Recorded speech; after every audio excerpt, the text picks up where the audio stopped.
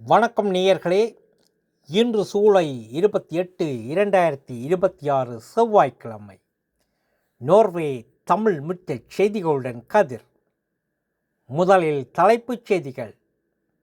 மருத்துவமனைகளுக்கு புதிய கெடுபிடி, ஆசிரியர் படிப்புகளில் வெற்றிடங்கள், ஸ்வீடனில் உணவு வாங்கும் நோர்வே மக்கள்.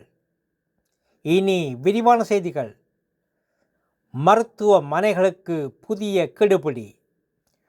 நோர்வேயில் மருத்துவமனைகளில் கடுமையான தவறுகள் நடந்தால் அதை 5 நாள்களுக்குள் அரசுக்கு தெரிவிக்க வேண்டும் என புதிய விதிமுறை கொண்டுவரப்பட்டுள்ளது. தவறான அறுவை மருத்துவம் போன்ற பெரிய பாதிப்புகளுக்கு 3 மாதங்களுக்குள் முழு அறிக்கை தாக்கல் செய்ய வேண்டும். ஆசிரியர் படிப்புகளில் வெற்றிடங்கள். நோர்வேயில் 509 உயர்கல்வி படிப்புகளில் இன்னும் இடங்கள் வெற்றிடமாக உள்ளன. குறிப்பாக முன்பள்ளி ஆசிரியர் படிப்புகளில் பெரும்பகுதி இடங்கள் நிரம்பாமல் உள்ளன. ஸ்வீடனில் உணவு வாங்கும் நோர்வே மக்கள்.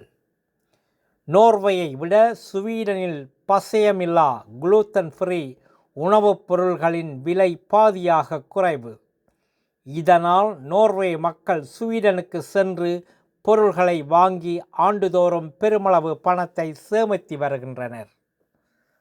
நல்லது நேயர்களே, மேலும் செய்திகளுக்கு நோர்வே தமிழ் முகநூல் பக்கத்தையும் இணையதளத்தையும் பாருங்கள்.